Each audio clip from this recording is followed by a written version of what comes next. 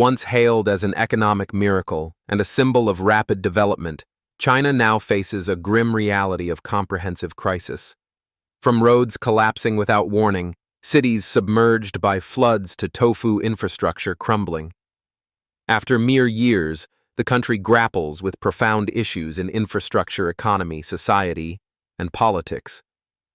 Behind the glossy facade of modern cities lies a troubling truth, carefully concealed by the Chinese Communist Party (CCP).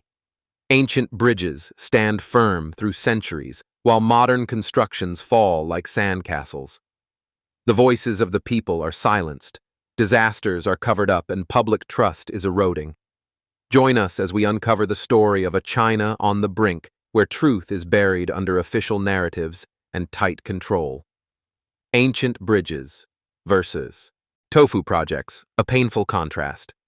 Over 400 years ago, master engineer Li Chun of the Sui dynasty built the Xiao Bridge in Hebei, a marvel of engineering that without steel or rebar has withstood floods, earthquakes, and wars. Similarly, the Jiuquan Iron Bridge in Lanzhou, constructed by the German company Tile in 1909, still spans the Yellow River. When its 80-year warranty expired in 1989, German engineers even sent a letter reminding local authorities about maintenance, as if foreseeing future negligence. In stark contrast, modern Chinese infrastructure has become synonymous with the term tofu projects, buildings, roads, and bridges that collapse shortly after completion. The phrase, coined by former Premier Zhu Rongji in 1998, was a scathing critique of shoddy construction during southern China's floods. Today, tofu projects are a painful reality. From June to July 2025, a series of road collapses swept across China. On June 4th, a road at the Shuxiang and Guangming intersection in Handan, Hebei, caved in, dragging 2 vehicles and injuring 3 people. On June 24th, a car in Yunnan nearly fell into a sinkhole on Yingxin Road. On July 11th, a sinkhole in Xinjiang halted traffic. Authorities blamed leaking underground pipes, but the public no longer buys these familiar excuses. A more tragic incident occurred in 2024 on the Maidabao Expressway in Guangdong, where an 18-meter section collapsed, sending 23 vehicles plummeting, killing 48 people and injuring over 30. The official explanation: landslides due to heavy rain. Experts, however, pointed to poor drainage systems and substandard materials as the real culprits. Beijing floods of 2025. Nature or human failure? In late July 2025, Beijing, China's capital, was engulfed by historic floods. Rain began on July 23rd, but by July 26, northern districts like Miun-Haidian and Yangqing were hit with 543.4 millimeters of rain over 5 days, nearly 4 years' worth. Communities watched as cars floated like toys, homes were flattened, and a multi-ton container was swept hundreds of meters by floodwaters. But rain was only part of the story. The real disaster stemmed from deadly decisions made in control rooms. On the afternoon of July 27th, at least 9 reservoirs around Beijing simultaneously opened their floodgates, with Miun Reservoir increasing its discharge from 80 m³ to 400 m³ without warning residents. The result was catastrophic. Downstream villages were submerged. The Taishi nursing home in Miun became the epicenter of tragedy, with 31 fatalities. A survivor. Mr. Fu recounted the moment floodwaters hit at 6 a.m., forcing him and a caregiver to climb through a window and cling to the roof for 3 hours. Firefighters swam through raging waters to rescue 48 people, but for many, help came too late. A relative of a victim shared, "My aunt and her paralyzed grandson drowned in the flood." A muddy handprint on the nursing home's high wall stood as a haunting testament to the victim's desperation. A chilling silence. Victims silenced. In many countries, disaster survivors share their stories through tearful interviews. In China, a chilling silence prevails. Survivors of Beijing's floods or road collapses have no platform to express their pain or anger. Dissident Jin Ruizhang once said, "From childhood, you're taught not to say anything against the government. If you try, a psychological reflex kicks in, a fear that trouble is coming." Videos of floods or collapses on social media are swiftly censored. The Weibo topic, "Forbidden City Flooding," was deleted shortly after going viral, and a live streamer attempting to record the Miyun Reservoir discharge was stopped by security. The official death toll, 44 in Beijing, including 31 at Taishi Nursing Home, is widely doubted. Lawyer Zhen told the Epoch Times, "I don't believe that number, and many Chinese don't either."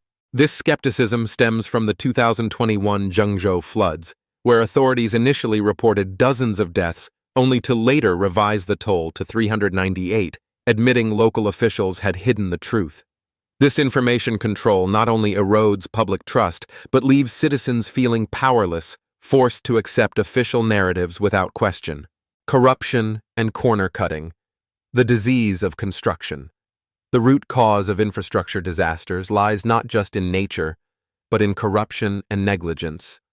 Architect Li Hu, in The State of Chinese Architecture, notes that the rapid growth of the construction industry has led to the use of substandard materials like low-grade cement or wire instead of rebar.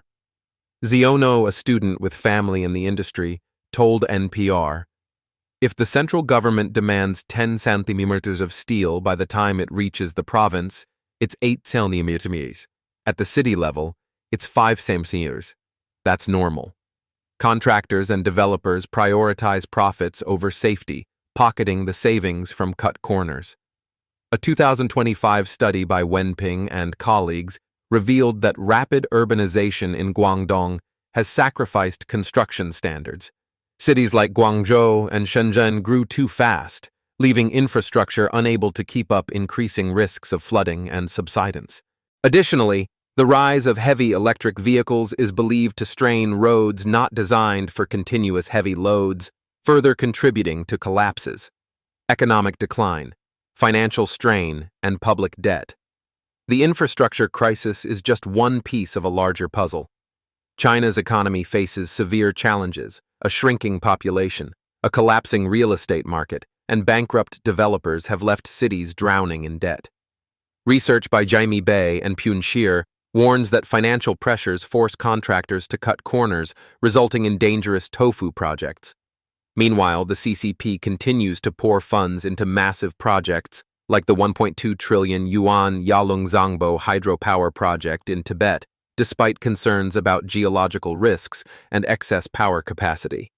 Experts like Fan Xiao call it a potential tofu project, driven more by politics than practicality. Disregard for lives, deadly decisions by authorities. The 2025 Beijing floods exposed the CCP's indifference to human lives.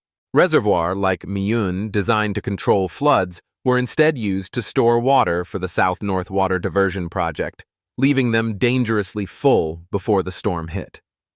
When floods came, the decision to open floodgates simultaneously, without warning, turned downstream villages into victims.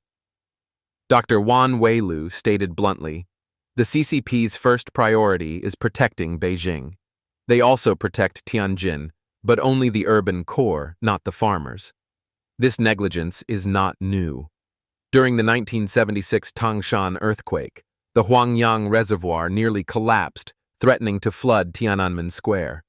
History repeated in 2025, as villages that should have been relocated years ago were left vulnerable. A pig farmer in Miyun, who lost his entire herd, angrily remarked, "You build reservoirs to make money from power generation, but ordinary people bear the floods. What are reservoirs for? To drown us. People saving themselves. The absence of authorities."